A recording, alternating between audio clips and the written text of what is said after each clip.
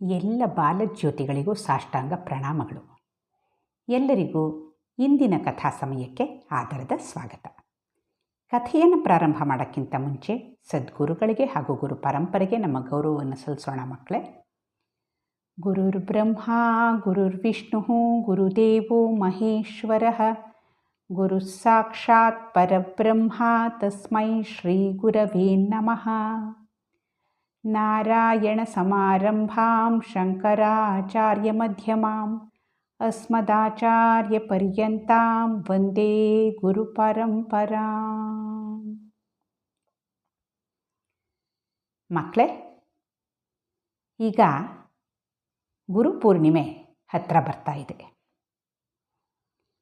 ನಮ್ಮ ಜೀವನದಲ್ಲಿ ಅಜ್ಞಾನದ ಅಂಧಕಾರವನ್ನು ತೊಡೆದು ಹಾಕಿ ಜ್ಞಾನದ ಬೆಳಕನ್ನು ಮೂಡಿಸುವಂಥ ಗುರುಗಳನ್ನು ನಾವು ಎಷ್ಟು ನೆನೆಸ್ಕೊಂಡ್ರೂ ಸಾಲದು, ಅವರಿಗೆ ಎಷ್ಟು ಕೃತಜ್ಞತೆಯನ್ನು ಅರ್ಪಿಸಿದ್ರೂ ಸಾಲದು. ಈಗ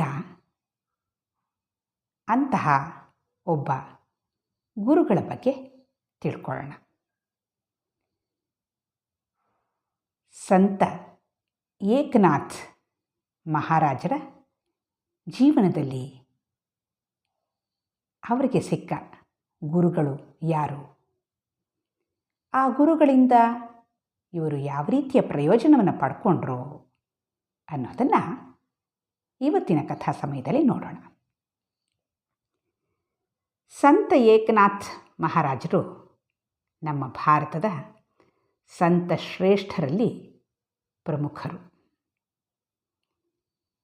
ಅವರು ವರ್ಕಾರಿ ಭಕ್ತಿ ಪಂಥಕ್ಕೆ ಸೇರಿದ ಸಂತರು.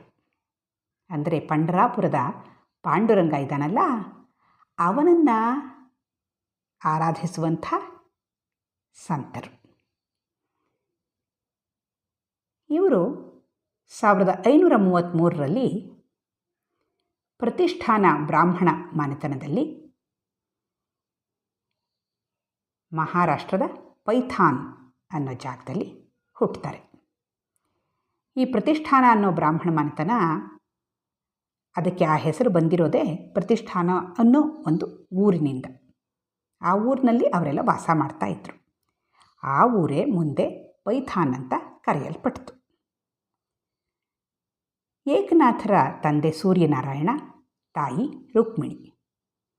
ಅವರದು ಕುಲಕರ್ಣಿಗಳ ಮನೆತನ. ಹಾಗಾಗಿ ಏಕನಾಥರ ಹೆಸರು ಏಕನಾಥ್ ಸೂರ್ಯಾಜಿ ಪಂತ್ ಕುಲಕರ್ಣಿ ಅಂತ. ಅವರ ತಂದೆ ತಾಯಿ ಇಬ್ಬರು ತುಂಬ ಸಾತ್ವಿಕರು. ಆದರೆ ಬಹಳ ಚಿಕ್ಕ ವಯಸ್ಸಿನಲ್ಲೇ ಏಕನಾಥರಿಗೆ ತಾಯಿ ತಂದೆಯರ ವಿಯೋಗ ಆಗುತ್ತೆ. ಅವರಿಬ್ಬರು ತೀರ್ಕೊಂಡ್ಬಿಡ್ತಾರೆ. ಮಗು ಅನಾಥವಾಗಿಬಿಡುತ್ತೆ. ಆ ಹುಡುಗನ ಜೊತೆ ಹುಡುಗರು ಇವನನ್ನು ಯಾವಾಗಲೂ ಹಾಸ್ಯ ಮಾಡ್ತಾ ಇರ್ತಾರೆ. ಹೇ ಅನಾಥ, ಅನಾಥ ಅಂತ. ಇವನಿಗೆ ಅವರ ಹಾಸ್ಯ ತುಂಬ ಬೇಸರ ಆಗ್ತಾ ಇರುತ್ತೆ. ಹಾಗಾಗಿ ಅವ್ರ ಜೊತೆ ಸೇರೋದನ್ನೇ ಇವನು ಕ್ರಮೇಣ ಕಡಿಮೆ ಮಾಡ್ಕೊಂಡು ಬಂದ್ಬಿಡ್ತಾನೆ. ಒಂಟಿಯಾಗಿ ಇರೋದಕ್ಕೆ ಪ್ರಾರಂಭ ಮಾಡ್ತಾನೆ. ಯಾವಾಗಲೂ ಅಂತರ್ಮುಖನಾಗಿ ಇರ್ತಾನೆ. ಆ ತರಹ ಅಂತರ್ಮುಖನಾಗಿ ಇರುವಾಗ ಅವನಿಗನ್ಸುತ್ತೆ, ಯಾರೂ ಇಲ್ಲದೇ ಇರುವಂಥ ಅನಾಥನಾದ ನನಗೆ ಆ ವಿಠೋಬಾನೇ ಎಲ್ಲವೂ ಅಂತ ಅನಿಸುತ್ತೆ. ಹಾಗಾಗಿ ಆ ಪಂಢರಾಪುರದ ವಿಠೋಬನನ್ನು ಸದಾ ಸ್ಮರಣೆ ಮಾಡೋದು, ಭಜನೆ ಮಾಡೋದು, ಜಪ ಮಾಡೋದು ಎಲ್ಲ ಮಾಡ್ತಾ ಇರ್ತಾನೆ ಈ ಹುಡುಗ. ಈ ರೀತಿಯಲ್ಲಿ ಅವನಲ್ಲಿ ಭಕ್ತಿ ಮೊಳಿತಾ ಹೋಗುತ್ತೆ. ಸುಮಾರು 9ರಿಂದ 12 ವರ್ಷ ವಯಸ್ಸಿರ್ಬೋದು ಅವನಿಗೆ. ಆಗ ಅವನಿಗೆ ಇನ್ನೊಬ್ಬ ಭಕ್ತರ ಹೆಸರು ಕೇಳಿ ಬರುತ್ತೆ. ತುಂಬ ಜನ ಮಾತಾಡ್ಕೋತಾ ಇರ್ತಾರೆ ಆ ಭಕ್ತರ ಬಗ್ಗೆ. ಅವರ ಹೆಸರು ಜನಾರ್ದನ ಸ್ವಾಮಿ ಅಂತ. ಅವರು ದತ್ತಾತ್ರೇಯರ ಭಕ್ತರು. ಈ ಹುಡುಗನಿಗೆ ಅವ್ರ ಹೆಸರು ಕೇಳಿದ ತಕ್ಷಣ ಅವ್ರ ಬಗ್ಗೆ ಏನೋ ಆಕರ್ಷಣೆ, ಅವ್ರ ಜೊತೇಲಿರಬೇಕು ಅನ್ನುವಂಥ ಹಂಬಲ ಹುಟ್ಟುಬಿಡುತ್ತೆ. ಸರಿ, ಅವರು ಎಲ್ಲಿದ್ದಾರೆ ಅಂತ ವಿಚಾರಿಸ್ಕೊತಾನೆ. ಅವರು ದೇವಗಿರಿ ಅಂದರೆ ದೌಲತಾಬಾದ್ ಅಂತ ಈ ಮುಸಲ್ಮಾನ ಮೊಘಲರು ಆ ಅರಸರು ಕರಿತಾ ಇದ್ರಲ್ಲ, ಆ ದೇವಗಿರಿಯಲ್ಲಿ ಕಿಲ್ಲೆದಾರರಾಗಿ ಕೆಲಸ ಮಾಡ್ತಾ ಇರ್ತಾರೆ. ಆ ಕೆಲಸವನ್ನು ಮಾಡ್ತಾಯಿದ್ರು ಕೂಡ ಅವರ ಅಂತರಂಗದಲ್ಲಿ ದತ್ತಾತ್ರೇಯರ ಭಕ್ತರಾಗಿರ್ತಾರೆ. ಸರಿ, ಈ ಹುಡುಗ ತೀರ್ಮಾನ ಮಾಡ್ತಾನೆ, ಅವ್ರನ್ನ ಹುಡುಕೊಂಡು ಹೋಗೋದೇ ಸರಿ, ಅವ್ರ ಹತ್ರ ಇರೋದೇ ಸರಿ ಅಂದ್ಕೊಂಡು ಹೊರಟುಬಿಡ್ತಾನೆ. ಇವನು ಹೇಳಿ ಕೇಳಿ ಅನಾಥ, ಯಾರು ಇವನ ಬಗ್ಗೆ ವಿಚಾರಿಸ್ತಾರೆ? ಸರಿ, ಇವನು ಹೋಗ್ತಾನೆ, ದೇವಗಿರಿ ತಲುಪ್ತಾನೆ. ಅಲ್ಲಿ ದೊಡ್ಡ ಬೆಟ್ಟ, ಆ ಬೆಟ್ಟ ಹತ್ಕೊಂಡು ಹೋಗ್ತಾ ಇರ್ತಾನೆ. ಆ ಕಡೆಯಿಂದ ಜನಾರ್ದನ ಸ್ವಾಮಿಗಳು ಇಳ್ಕೊಂಡು ಬರ್ತಾ ಇರ್ತಾರೆ. ಇಬ್ಬರೂ ಒಂದು ಕಡೆ ಸಂಧಿಸ್ತಾರೆ. ಜನಾರ್ದನ ಸ್ವಾಮಿಗಳು ಈ ಹುಡುಗನ ನೋಡಿದ ತಕ್ಷಣ ಅವ್ರಿಗೆ ತುಂಬ ಖುಷಿಯಾಗ್ಬಿಡುತ್ತೆ. ಅವನ ಕೈ ಹಿಡ್ಕೊಂಡು, ಮಗು ಬಂದ್ಯಾ, ಬಾಪ್ಪ, ಎಷ್ಟು ದಿನಗಳಿಂದ ನಾನು ನಿನಗೋಸ್ಕರ ಕಾಯ್ತಾ ಇದ್ದೆ ಗೊತ್ತಾ ಅಂತಾರೆ. ಇವನಿಗೆ ಆಶ್ಚರ್ಯ, ಹೌದಾ, ನನಗೂ ಒಬ್ಬರು ಕಾಯ್ತಾ ಇದ್ರಾ? ನಾನು ಅನಾಥ ಅಲ್ವಾ? ನನಗೋಸ್ಕರ ಇನ್ನೊಬ್ಬರು ಚಿಂತೆ ಮಾಡ್ತಾರೆ, ನನ್ನ ಬಗ್ಗೆ ಕಾಳಜಿ ಮಾಡ್ತಾರೆ ಅಂತ ನನಗನ್ನಿಸ್ತೇ ಇರಲಿಲ್ವಲ್ಲ. ಅಯ್ಯೋ, ಇವ್ರು ನನಗೋಸ್ಕರ ಕಾಯ್ತಾ ಇದ್ರಾ? ಆದರೆ ನಾನು ಬರ್ತೀನಿ ಅಂತ ಇವ್ರಿಗೆ ಹೇಗೆ ಗೊತ್ತು ಅಂತ ಆಶ್ಚರ್ಯ ಆಗುತ್ತೆ ಅವನಿಗೆ. ಆಮೇಲೆ ಅವನ ಕೈ ಹಿಡ್ಕೊಂಡು ಕರ್ಕೊಂಡು ಹೋಗ್ತಾರೆ. ಅವ್ರ ಜೊತೆ ಹೋಗ್ತಾನೆ. ಅವ್ರ ಮನೆಯಲ್ಲೇ ಅವನ ವಾಸ್ತವ್ಯ ಆಗುತ್ತೆ. ಕೆಲವು ದಿನಗಳಾಗುತ್ತೆ. ಆಮೇಲೆ ಇವನು ಕೇಳ್ತಾನೆ, ಗುರುಗಳೇ, ನನಗೆ ಮಂತ್ರೋಪದೇಶ ಮಾಡ್ತೀರಾ ಅಂತ. ಗುರುಗಳು ಇವನ ಕಡೆ ಮೆಚ್ಚುಗೆಯಿಂದ ನೋಡಿ ನಕ್ಕೊಂಡು, ಓಹೋ, ಮಂತ್ರೋಪದೇಶ ಬೇಕಾ ನಿನಗೆ? ಮಾಡೋಣ ಮಾಡೋಣ, ಆದರೆ ಅದಕ್ಕೆ ಮೊದಲು ನೀನು ನನಗೆ ಸ್ವಲ್ಪ ಕೆಲಸಗಳನ್ನೆಲ್ಲ ಮಾಡಿಕೊಡ್ಬೇಕಲ್ಲ, ನಂಗೆ ಸಹಾಯ ಮಾಡಬೇಕು ನೀನು ಅಂತಾರೆ. ಸಹಾಯನಾ ಗುರುಗಳೇ? ನಾನೇನು ಸಹಾಯ ಮಾಡ್ತೀನಿ ನಿಮಗೆ ಅಂತಾನೆ ಅವನು. ಅವರು ಆ ದೇವಗಿರಿ ಕೋಟೆಯ ಕಿಲ್ಲೆದಾರರಲ್ವಾ, ಹಣಕಾಸಿನ ವ್ಯವಹಾರ ಬೇಕಾದಷ್ಟು ಇರುತ್ತಿತ್ತು. ಲೆಕ್ಕಪತ್ರಗಳನ್ನು ತುಂಬ ನೋಡೋ ಕೆಲಸ ಇರ್ತಾಯಿತ್ತು. ಅವರೇನು ಮಾಡಿದ್ರು, ಆ ಲೆಕ್ಕಪತ್ರಗಳನ್ನು ತಂದು ಇವನಿಗೆ ಕೊಡ್ತಾರೆ. ನೋಡಪ್ಪ, ಇದನ್ನೆಲ್ಲ ಒಂದು ಸ್ವಲ್ಪ ಪರಿಶೀಲನೆ ಮಾಡು ಅಂತ. ಸರಿ, ಇವನು ಅದನ್ನು ಮಾಡ್ತಾ ಇರ್ತಾನೆ. ಒಂದಿನ ಒಂದು ಲೆಕ್ಕದ ಪುಸ್ತಕ ತೊಗೊಂಬಂದು, ಇದರಲ್ಲಿ ಕೆಲವು ಪೈಸೆಗಳ ವ್ಯತ್ಯಾಸ ಬರ್ತಾಯಿದೆ, ಎಲ್ಲಿ ತಪ್ಪಾಗಿದೆ ಅಂತ ನೋಡು ಅಂತ ಹೇಳ್ತಾರೆ. ಇವನು ಆಗಲೇ ಕೂತ್ಕೊಂಡು ನೋಡೋಕ್ಕೆ ಪ್ರಾರಂಭ ಮಾಡ್ತಾನೆ. ಆಗ ರಾತ್ರಿ ಸುಮಾರು ಹೊತ್ತಾಗುತ್ತೆ. ಇವನು ಮಾಡ್ತಾನೇ ಇರ್ತಾನೆ, ನೋಡ್ತಾನೇ ಇರ್ತಾನೆ. ಅದನ್ನು ಎಲ್ಲಿ ತಪ್ಪಿದೆ, ಕಣ್ಣಲ್ಲಿ ಕಣ್ಣಿಟ್ಕೊಂಡು ನೋಡಬೇಕಲ್ಲ, ಹುಡುಕ್ತಾ ಇರ್ತಾನೆ. ಅಂತೂ ಇಂತೂ ಸುಮಾರು ಹೊತ್ತಾದಮೇಲೆ ತಪ್ಪು ಸಿಕ್ಕಾಕೊಂಡ್ಬಿಡುತ್ತೆ. ವಾವ್, ಭಾಳ ಖುಷಿಯಾಗೋಗುತ್ತೆ ಹುಡುಗನಿಗೆ. ಆನಂದದಿಂದ ವಿಠಲ ವಿಠಲ ವಿಠಲ ಅಂತ ಕೂಗ್ತಾನೆ. ಅವನು ಜೋರಾಗಿ ಕೂಗ್ತಾನ. ಅಲ್ಲೇ ಪಕ್ಕದ ಕೋಣೆಯಲ್ಲಿ ಪಾಪ ಗುರುಗಳು ಮಲ್ಕೊಂಡಿರ್ತಾರೆ. ಇವನು ಹಿಂಗೆ ಕೂಗಿದ್ದು ನೋಡಿ ಅವರು ಧಡಕ್ಕಂತ ಎದ್ದು ಬರ್ತಾರೆ. ಏನಾಯ್ತಪ್ಪ, ಯಾಕೆ ಕೂಗ್ಕೊಂಡೆ? ವಿಠಲ ಅಂತ ಯಾಕೆ ಕರೆದೆ ಅಂತ ಕೇಳ್ತಾರೆ. ಇವನಿಗೆ ಒಂಥರ ಆಗೋಗುತ್ತೆ. ಅಯ್ಯೋ, ಎಂಥ ಕೆಲಸ ಮಾಡಿದೆ ನಾನು, ಗುರುಗಳ ನಿದ್ದೆ ಕೆಡಿಸ್ಬಿಟ್ನಲ್ಲ ಅಂದ್ಕೊಂಡು, ಗುರುಗಳೇ ನನ್ನನ್ನು ಕ್ಷಮಿಸಿ, ನೀವು ಈ ಲೆಕ್ಕ ನೋಡೋಕ್ಕೆ ಕೊಟ್ಟಿದ್ರಲ್ಲ, ತಪ್ಪಾಗಿತ್ತಲ್ಲ, ಅದನ್ನು ಹುಡುಕ್ತಾ ಹೋದೆ, ತಪ್ಪು ಸಿಕ್ಕಿಬಿಡ್ತು ನನಗೆ, ಎಲ್ಲಿ ತಪ್ಪಾಗಿದೆ ಅಂತ. ತುಂಬ ಸಂತೋಷ ಆಗೋಯ್ತು, ಹಾಗಾಗಿ ವಿಠಲ ವಿಠಲ ಅಂತ ಕೂಗ್ಬಿಟ್ಟೆ, ದಯವಿಟ್ಟು ಕ್ಷಮಿಸಿ, ನಿಮ್ಮ ನಿದ್ದೆ ಹಾಳು ಮಾಡಿಬಿಟ್ಟೆ ನಾನು ಅಂತಾನೆ. ಅದಕ್ಕೆ ಅವರು, ಅಯ್ಯೋ ಏನು ಪರವಾಗಿಲ್ಲಪ್ಪ ಅಂದ್ಬಿಟ್ಟು, ಹೌದು ಎಷ್ಟೊತ್ತಿಂದ ಕೆಲಸ ಮಾಡಿದೆ, ಎಷ್ಟೊತ್ತು ತೊಗೊಂಡೆ ತಪ್ಪು ಕಂಡು ಹಿಡಿಯೋಕ್ಕೆ ಅಂತ ಕೇಳ್ತಾರೆ. ಗೊತ್ತಿಲ್ಲ ಗುರುಗಳೇ, ನೀವು ಕೊಟ್ಟ ತಕ್ಷಣ ಕೂತ್ಕೊಂಡೆ, ಆವಾಗ 8 ಗಂಟೆ ಆಗಿತ್ತು, ಇವಾಗ ಎಷ್ಟು ಹೊತ್ತಾಗಿದೆ ಅಂತ ಗೊತ್ತಿಲ್ಲ ನನಗೆ ಅಂತಾನೆ. ಅವ್ರು ಹೇಳ್ತಾರೆ, ಈಗ ಸಮಯ ಬೆಳಗಿನ ಜಾವ 3:45 ಗಂಟೆ, ಬ್ರಾಹ್ಮಿ ಮುಹೂರ್ತ. ನೋಡಿದ್ಯೋ, ಇಷ್ಟು ಏಕಾಗ್ರತೆಯಿಂದ ನೀನು ಕೂತ್ಕೊಂಡು ನೋಡಿದ್ದಕ್ಕೆ ಕೆಲವು ಪೈಸೆಗಳ ಲಾಭ ಆಯಿತು. ಇದೇ ಏಕಾಗ್ರತೆಯಿಂದ ನೀನು ಭಗವನ್ನಾಮ ಸ್ಮರಣೆ ಮಾಡಿಬಿಟ್ರೆ, ಅವನ ಮೇಲೆ ನಿನ್ನ ಮನಸ್ಸನ್ನು ಇಟ್ಟುಬಿಟ್ರೆ ನೀನು ಉದ್ಧಾರ ಆಗ್ಬಿಡ್ತೀಯಪ್ಪ, ಈ ಸಂಸಾರ ಸಾಗರವನ್ನು ದಾಟಿಬಿಡ್ತೀಯ ಅಂತಾರೆ. ಇವನಿಗದೇನು ಅಂತ ಅರ್ಥ ಆಗಲ್ಲ ಆವಾಗ. ಆಮೇಲೆ ಹೇಳ್ತಾರೆ, ನೀನು ಅವತ್ತು ಮಂತ್ರ ದೀಕ್ಷೆ ಬೇಕು ಅಂತ ಕೇಳಿದೆಯಲ್ಲ, ನಾನು ಆವಾಗ ತಕ್ಷಣ ಕೊಡಲಿಲ್ಲ. ಯಾಕೆ ಹೇಳು? ನಿನಗೆ ಈ ರೀತಿಯ ಏಕಾಗ್ರತೆ ಸಿದ್ಧಿಸಬೇಕು ಅಂತ ಕಾಯ್ತಾ ಇದ್ದೆ ನಾನು. ಆಗಲೇ ಕೊಟ್ಟಿದ್ದಿದ್ದೆ ಮಂತ್ರದ ಪಾಡಿಗೆ ಮಂತ್ರ ಜಪ ನಡೀತಾ ಇರ್ತಿತ್ತು, ಮನಸ್ಸೆಲ್ಲೋ ಓಡ್ತಾ ಇರ್ತಿತ್ತು. ಆದರೆ ಈಗ ನಿನಗೆ ಒಂದು ಕೆಲಸದ ಮೇಲೆ ಪೂರ್ಣವಾದ ಗಮನವನ್ನು ಕೇಂದ್ರೀಕರಿಸೋದಕ್ಕೆ ತಿಳಿದಿದೆ. ಈಗ ನಾನು ನಿಂಗೆ ಮಂತ್ರ ದೀಕ್ಷೆ ಕೊಟ್ಟರೆ ನೀನು ಪೂರ್ಣವಾಗಿ ಆ ಮಂತ್ರದ ಜಪದಲ್ಲೇ ನಿನ್ನ ಮನಸ್ಸನ್ನು ಇಡ್ತೀಯ. ಆಗ ಬಹಳ ಸಹಾಯ ಆಗುತ್ತೆ ಅಂತ ಹೇಳಿಬಿಟ್ಟು ಅವನಿಗೆ ಮಂತ್ರ ದೀಕ್ಷೆ ಕೊಡ್ತಾರೆ. ಹುಡುಗನು ಬಹಳ ಶ್ರದ್ಧೆಯಿಂದ ಜಪ ಮಾಡಿಕೊಂಡು ಬರ್ತಾನೆ. ಕೆಲವು ದಿನಗಳು ಕಳೆಯುತ್ತೆ. ಒಂದು ದಿನ ಗುರುಗಳು ಹೇಳ್ತಾರೆ, ನೋಡು ಮಗು, ಇವತ್ತು ನಾನು ನಿನ್ನನ್ನು ಒಂದು ಸ್ಥಳಕ್ಕೆ ಕರ್ಕೊಂಡು ಹೋಗ್ತೀನಿ. ಅದು ನನ್ನ ಗುರುಗಳಾದ ದತ್ತಾತ್ರೇಯರು ನನಗೆ ದರ್ಶನ ಕೊಡುವಂಥ ಜಾಗ. ಯಾರಿಗೊತ್ತು, ನಿನಗೂ ಅವ್ರ ದರ್ಶನ ಆಗಬಹುದು. ಅದಾಗಲಿ ಅಂತ ನನ್ನ ಆಸೆ. ಆದರೆ ಒಂದು ನೆನಪಿಟ್ಕೋ, ದತ್ತಾತ್ರೇಯರು ತ್ರಿಮೂರ್ತಿ ರೂಪದಲ್ಲೇ ಬಂದುಬಿಡ್ತಾರೆ ಅಂತ ತಿಳ್ಕೊಬೇಡ. ಅವ್ರು ಯಾವ ರೂಪದಲ್ಲಾದರೂ ಕಾಣಿಸ್ಕೋಬೋದು. ವಿಶ್ವದಲ್ಲಿರುವಂಥ ಎಲ್ಲ ರೂಪಗಳು ಅವರದ್ದೇ ತಾನೇ. ಹಾಗಾಗಿ ಅವ್ರು ಯಾವ ರೂಪದಲ್ಲಾದರೂ ಕಾಣಿಸ್ಕೋಬೋದು. ಎಚ್ಚರಿಕೆಯಿಂದ ಇರು. ಆಮೇಲೆ ಕೇಳಿಸ್ಕೋ, ನಾನು ಏನು ಮಾಡ್ತೀನೋ ಅದನ್ನೇ ಮಾಡಬೇಕು. ಆಮೇಲೆ ನಾನು ಏನನ್ನು ಹೇಳ್ತೀನೋ ಅದನ್ನು ಅನುಸರಿಸ್ಬೇಕು, ಸರಿನಾ ಅಂಥೇಳಿ ಕರ್ಕೊಂಡು ಹೋಗ್ತಾರೆ. ರಾತ್ರಿ 12 ಗಂಟೆ, ಹುಣ್ಣಿಮೆ ರಾತ್ರಿ. ಊರಾಚೆ ಒಂದು ಔದುಂಬರದ ವೃಕ್ಷ ಇರುತ್ತೆ.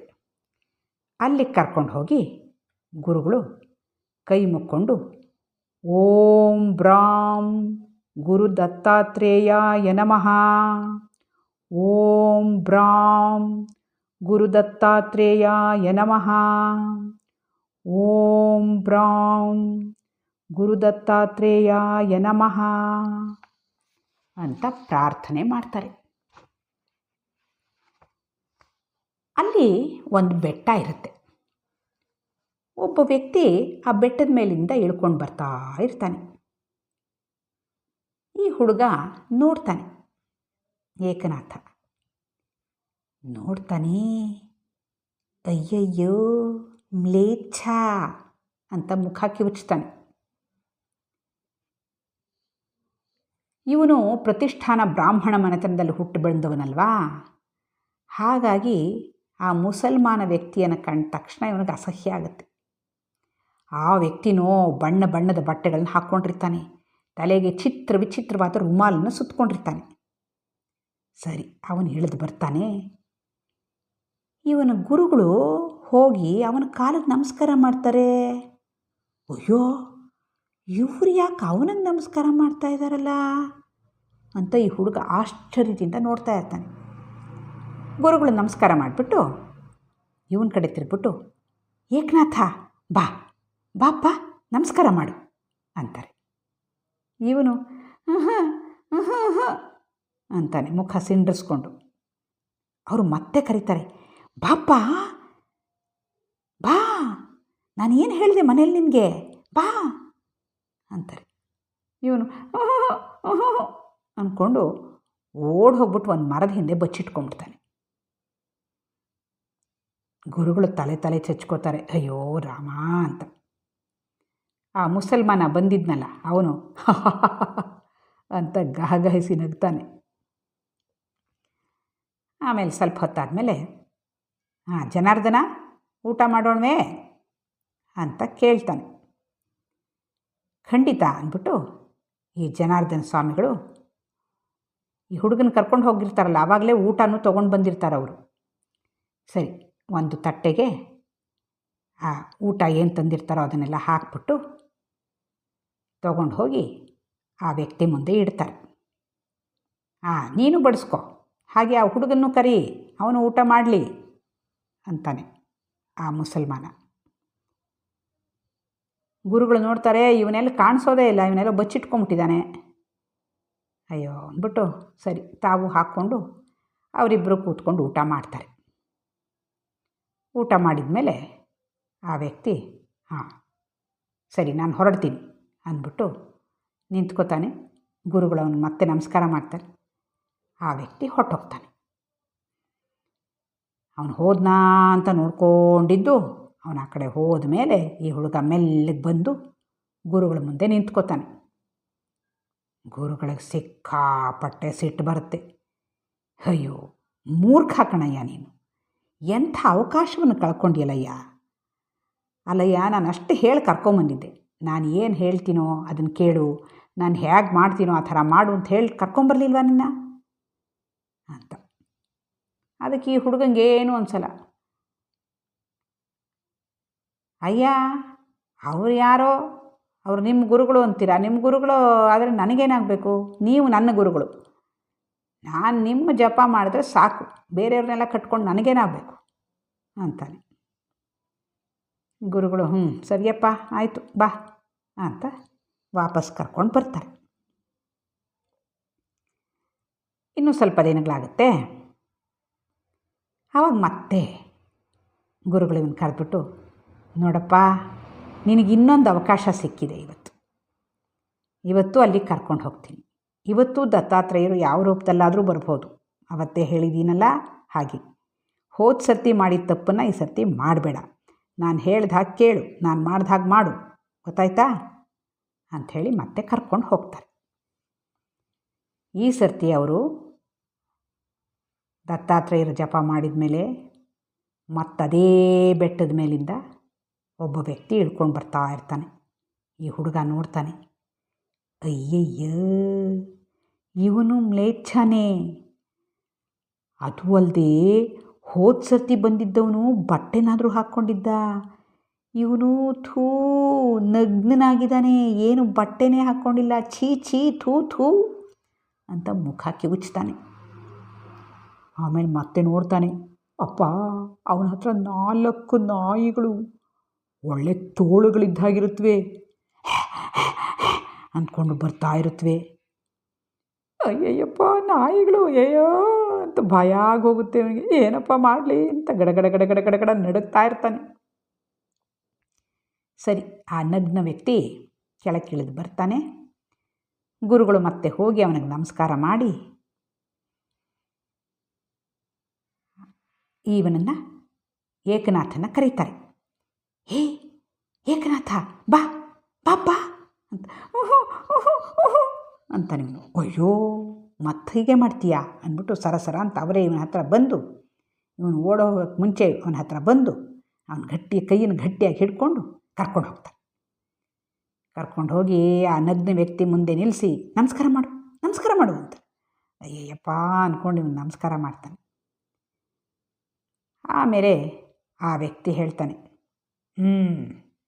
ಜನಾರ್ದನ, ಇವತ್ತು ಈ ನಾಯಿಗಳ ಹಾಲನ್ನು ಕರಿಬೇಕು ಈ ಮಗು, ಅದನ್ನೇ ನಾವು ಪ್ರಸಾದ ರೂಪವಾಗಿ ತಗೊಳ್ಳೋದು ಅಂದ್ಬಿಟ್ಟು, ನೋಡಪ್ಪ ಈ ನಾಯಿ ಹಾಲನ್ನು ಕರಿಬೇಕು ನೀನಿವಾಗ ಅಂತ ಹೇಳ್ತಾನೆ. ಇವನು ಮೊದಲೇ ಆ ನಾಯಿಗಳನ್ನು ನೋಡಿ ಗಡಗಡ ಗಡಗಡ ನಡುಗ್ತಾ ಇರ್ತಾನೆ. ಇನ್ನು ಅದ್ರ ಹಾಲೆಲ್ಲಿ ಕರೀತಾನೆ ಇವನು ತೊಳಕ್ಕೆ ಶುರು ಮಾಡಿಬಿಡ್ತಾನೆ. ಆವಾಗ ಇವನ ಗುರುಗಳು, ಹೆದರ್ಕೋಬೇಡ, ನಾನಿಲ್ವ ನಿನ್ನ ಜೊತೇಲಿ, ನೋಡು ಬಾ, ನಾನು ನಿನ್ನನ್ನು ಕರ್ಕೊಂಡು ಹೋಗ್ತೀನಿ, ನೋಡು ನಾನೇ ಹಾಲು ಕರಿತೀನಿ, ನೀನು ಕರಿಬೇಡ, ಸುಮ್ಮನೆ ಬಾ ನಿಂತ್ಕೋ ಅಂದ್ಬಿಟ್ಟು ಅವನು ನಿಲ್ಲಿಸ್ಕೊಂಡು ಮೊದಲು ಸ್ವಲ್ಪ ಅವರೇ ಹಾಲು ಕರೀತಾರೆ. ಆಮೇಲೆ ನೋಡಿದ್ಯಾ ಏನೂ ಮಾಡಲ್ಲ, ತಗೋ ಬಾ ಹಿಡ್ಕೊ ಇಲ್ಲಿ ಅಂದ್ಬಿಟ್ಟು ಇವನ ಕೈಲೂ ಹಾಲು ಕರೆಸ್ತಾರೆ. ಆಮೇಲೆ ಆ ಹಾಲನ್ನ ತಂದು ಆ ನಗ್ನ ವ್ಯಕ್ತಿ ಮುಂದೆ ಇಡ್ತಾರೆ. ಆತ ಅದನ್ನು ತಗೊಂಡು, ಮಗು ಬಾಯಿ ತೆಗಿ, ಮೊದಲು ನಿನಗೆ ಒಂದು ತೊಟ್ಟು ಕೊಡ್ತೀನಿ, ಆಮೇಲೆ ನಾವು ತಗೊಳ್ತೀವಿ ಅಂತ ಹೇಳ್ತಾನೆ. ಇವನಿಗೆ ಇನ್ನೂ ಬೇಜಾರಾಗಿ ಹೋಗುತ್ತೆ. ಅಯ್ಯೋ ದೇವರೇ, ಏನಪ್ಪ ಇದು, ಮೊದಲೇ ಅವನು ಮುಸಲ್ಮಾನ, ಅವನ ಕಾಲಿಗೆ ನಮಸ್ಕಾರ ಮಾಡಾಯಿತು, ಇವಾಗ ನಾಯಿ ಹಾಲನ್ನು ಬೇರೆ ಕರೆದಾಯಿತು, ಅದನ್ನು ನಾನಿವಾಗ ಕುಡಿಬೇಕಂತೆ. ಅಯ್ಯೋ ನನ್ನ ಜಾತಿ ಎಲ್ಲ ಹೋಯ್ತಲ್ಲಪ್ಪ, ಈ ದೇವರೇ ಏನು ಮಾಡಲಿ ನಾನು. ಈ ಗುರುಗಳು ನನ್ನ ಗಟ್ಟಿಯಾಗಿ ಹಿಡ್ಕೊಂಬಿಟ್ಟಿದ್ದಾರೆ, ಎಲ್ಲೂ ಹೋಗೋಕ್ಕೂ ಬಿಡ್ತಾ ಇಲ್ಲ. ಏನೋ ನೀನೇನು ನೋಡ್ಕೊಳಪ್ಪ, ಪಾಪ ಪುಣ್ಯ ಎಲ್ಲ ನಿನಗೇ ಸೇರಿದ್ದು ಅಂದ್ಬಿಟ್ಟು ಕಣ್ಣು ಮುಚ್ಕೊಂಡು ಬಾಯಿನ ಹೀಗೆ ಬಾ ಅಂತ ತೆಗಿತಾನೆ. ಆ ವ್ಯಕ್ತಿ ಒಂದು ತೊಟ್ಟು ಹಾಲನ್ನು ಇವನ ನಾಲಿಗೆ ಮೇಲಕ್ಕೆ ಹಾಕ್ತಾನೆ. ಆ ಕ್ಷಣ ಏಕನಾಥನ ಅಜ್ಞಾನದ ಪೊರೆ ಕಳಚಿ ಬೀಳುತ್ತೆ, ಜ್ಞಾನ ಚಕ್ಷು ತೆರ್ಕೊಳ್ಳುತ್ತೆ. ಆ ವ್ಯಕ್ತಿ ಇವನ ತಲೆ ಮೇಲೆ ಕೈ ಇಡ್ತಾರೆ. ಆ ಕ್ಷಣ ಅವನ ಮನಸ್ಸು ಪೂರ್ಣವಾಗಿ ಶಾಂತವಾಗಿಬಿಡುತ್ತೆ.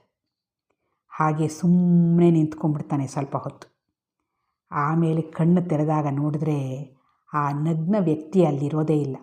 ಅವನ ಬದಲಾಗಿ ತ್ರಿಮೂರ್ತಿ ರೂಪರಾದ ದತ್ತಾತ್ರೇಯರು ನಿಂತಿದ್ದಾರೆ. ಅವರು ಹೇಳ್ತಾರೆ, ಮಗು, ಈ ನಾಯಿಗಳನ್ನು ಯಾರು ಅಂದ್ಕೊಂಡೆ?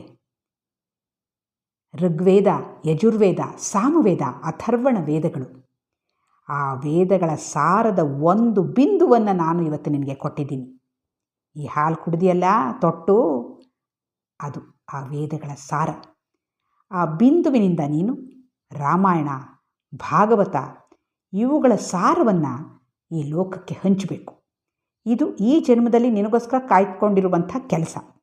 ಆ ಕೆಲಸವನ್ನು ನೀನು ಮಾಡು ಅಂತ ಹೇಳ್ತಾರೆ. ಏಕನಾಥನಿಗೆ ಮೈಯೆಲ್ಲ ರೋಮಾಂಚನವಾಗ್ತಾ ಇರುತ್ತೆ. ಕಣ್ಣುಗಳಿಂದ ಆನಂದ ಬಾಷ್ಪ ಸುರಿತಾ ಇದೆ. ಧನ್ಯ ನಾನು ಅನ್ನಿಸ್ತಾ ಇದೆ. ಆಗಲೇ ಅಲ್ಲೇ ದತ್ತಾತ್ರೇಯರಿಗೆ ಒಂದು ಅಭಂಗವನ್ನು ರಚಿಸಿ ಹಾಡಿಬಿಡ್ತಾನೆ. ಸುಪ್ರೀತರಾದ ದತ್ತಾತ್ರೇಯರು ಗುರು ಶಿಷ್ಯರಿಬ್ಬರಿಗೂ ಆಶೀರ್ವಾದವನ್ನು ಮಾಡಿ ಅಲ್ಲಿಂದ ಹೊರಟು ಬಿಡ್ತಾರೆ. ಏಕನಾಥರಿಗೆ ತಮ್ಮ ಗುರುಗಳ ಮೇಲೆ ಅತ್ಯಂತ ಕೃತಜ್ಞತೆ ಉಂಟಾಗುತ್ತೆ. ಗುರುಗಳೇ ಅಂತ ಮತ್ತೆ ಅವರಿಗೆ ನಮಸ್ಕಾರ ಮಾಡ್ತಾನೆ. ಎಂಥ ಮೂಢನಾಗಿದ್ದೆ ನಾನು. ಮೊದಲನೇ ಸರ್ತಿನೇ ನೀವು ಹೇಳಿದ್ರಿ, ಆದರೆ ನಿಮ್ಮ ಮಾತನ್ನು ನಾನು ಕೇಳಲಿಲ್ಲ. ಆದರೂ ನನ್ನ ಮೇಲಿನ ಕರುಣೆಯಿಂದ ನೀವು ಇನ್ನೊಂದು ಸರ್ತಿ ಅವಕಾಶವನ್ನು ಕಲ್ಪಿಸ್ಕೊಟ್ರಿ. ಈಗಲೂ ನಾನು ಮೊಂಡಾಟ ಮಾಡಿದೆ, ಆದರೆ ನೀವೇ ನನ್ನ ಕೈ ಹಿಡ್ಕೊಂಡು ಎಲ್ಲ ಕೆಲಸಗಳನ್ನು ಮಾಡಿಸಿದ್ರಿ. ಜ್ಞಾನ ಬಿಂದುವನ್ನು ನನಗೆ ಕೊಡಿಸಿದ್ರಿ. ನಾನು ನಿಮಗೆ ಹೇಗೆ ಕೃತಜ್ಞತೆ ಸಲ್ಲಿಸಲಿ ಅಂತ ನಮಸ್ಕಾರ ಮಾಡ್ತಾನೆ. ಆಮೇಲೆ ಗುರುಗಳು, ನೋಡಪ್ಪ, ಇದೆಲ್ಲ ನಿನಗೆ ದೊರಕಬೇಕು ಅಂತ ಮೊದಲೇ ನಿರ್ಧಾರ ಆಗಿತ್ತು. ನಾನು ಅದಕ್ಕೆ ಒಂದು ಕಾರಣೀಭೂತನಾದೆ ಅಷ್ಟೇ. ನೀನು ಅದೃಷ್ಟವಂತ, ದತ್ತಾತ್ರೇಯರು ನಿನ್ನ ಮೇಲೆ ಕೃಪೆ ಮಾಡಿದ್ದಾರೆ ಅಂತ ಹೇಳಿ ಅವನನ್ನು ಮನೆಗೆ ಕರ್ಕೊಂಡು ಹೋಗ್ತಾರೆ. ತಾನೇ ಶ್ರೇಷ್ಠನಾದ ಬ್ರಾಹ್ಮಣ ಅಂತ ಬೀಗ್ತಾ ಇದ್ದಿದ್ದ ಏಕನಾಥನಿಗೆ ಈ ಒಂದು ಪ್ರಸಂಗದಿಂದ ಇಡೀ ಸೃಷ್ಟಿಯಲ್ಲಿರೋ ಎಲ್ಲರೂ ಕೂಡ ಒಂದೇ, ಎಲ್ಲೂ ಏನೂ ಭೇದ ಇಲ್ಲ ಅನ್ನೋ ಒಂದು ಜ್ಞಾನ ಸ್ಪಷ್ಟವಾಗಿಬಿಡುತ್ತೆ. ಅವರು ಮುಂದೆ ಅನೇಕ ಗ್ರಂಥಗಳ ರಚನೆಯನ್ನು ಮಾಡ್ತಾರೆ. ಬಾರೂದ್ಗಳು, ಅಭಂಗಗಳು, ಓವಿಗಳು, ಏಕನಾಥಿ ಭಾಗವತ, ಸಂತ ಜ್ಞಾನೇಶ್ವರರ ಜ್ಞಾನೇಶ್ವರಿಯನ್ನು ಮತ್ತೆ ಬೆಳಕಿಗೆ ತರೋದು, ಈ ಎಲ್ಲ ಕೆಲಸಗಳನ್ನು ಮಾಡ್ತಾರೆ. ಭಾವಾರ್ಥ ರಾಮಾಯಣ ಅನ್ನುವಂಥ ಶ್ರೇಷ್ಠ ಗ್ರಂಥವನ್ನು ರಚಿಸ್ತಾರೆ. ತಾರತಮ್ಯ ಯಾವತ್ತಿಗೂ ಇರಲೇಬಾರದು, ಅದನ್ನು ತೊಡೆದು ಹಾಕಬೇಕು ಅನ್ನೋ ಕಾರಣಕ್ಕಾಗಿ ಆ ಒಂದು ವಿಷಯವನ್ನೇ ಇಟ್ಕೊಂಡು ಅನೇಕ ಕೃತಿಗಳನ್ನು ರಚಿಸ್ತಾರೆ. ನಮ್ಮ ವಿಚಾರ, ಉಚ್ಚಾರ, ಆಚಾರಗಳು ಶುದ್ಧವಾಗಿರಬೇಕು ಅನ್ನೋದನ್ನು ಸಾರ್ತಾರೆ. ಈ ರೀತಿಯಾಗಿ ಏಕನಾಥರು ಗುರುಗಳ ಸಂಪರ್ಕದಿಂದ ಜ್ಞಾನಿಗಳಾಗ್ಬಿಡ್ತಾರೆ. ಈ ರೀತಿ ಇದೆ ಮಕ್ಕಳೇ ಗುರುಗಳ ಮಹಿಮೆ. ಅವರ ಕಾರುಣ್ಯದ ಒಂದು ಬಿಂದು ನಮಗೆ ಸಿಕ್ಕರೂ ನಾವು ಉದ್ಧಾರವಾಗಿಬಿಡ್ತೇವೆ. ಇಂಥ ಗುರುಗಳು ನಮಗೆಲ್ರಿಗೂ ಸಿಗಲಿ. ಅವರ ಕೃಪೆಯಿಂದ ನಾವು ಜ್ಞಾನಿಗಳಾಗಿ ಆ ಜ್ಞಾನವನ್ನು ಇನ್ನೂ ಅನೇಕ ಜನರಿಗೆ ಹಂಚುವಂಥ ಕೆಲಸವನ್ನು ಮಾಡೋಣ. ಇಲ್ಲಿಗೆ ಇವತ್ತಿನ ಕಥಾ ಸಮಯವನ್ನು ಮುಗಿಸೋವಂಥ ಸಮಯ ಬಂದಿದೆ. ಪ್ರಾರ್ಥನೆಯೊಂದಿಗೆ ಕಥೆಯನ್ನು ಮುಗಿಸೋಣ. ಅಸತೋ ಮಾ ಸದ್ಗಮಯ ತಮಸೋ ಮಾ ಜ್ಯೋತಿರ್ಗಮಯ ಮೃತ್ಯೋರ್ಮಾ ಅಮೃತಂಗಮಯ. ಓಂ ಶಾಂತಿ ಶಾಂತಿ ಶಾಂತಿ. ಲೋಕಾಃ ಸಮಸ್ತಾಃ ಸುಖಿನೋ ಭವಂತು. ಲೋಕಾಃ ಸಮಸ್ತಾಃ ಸುಖಿನೋ ಭವಂತು. ಲೋಕಾಃ ಸಮಸ್ತಾಃ ಸುಖಿನೋ ಭವಂತು. ಹರಿಃ ಓಂ ತತ್ಸತ್. ಶ್ರೀ ಗುರುಭ್ಯೋ ನಮಃ.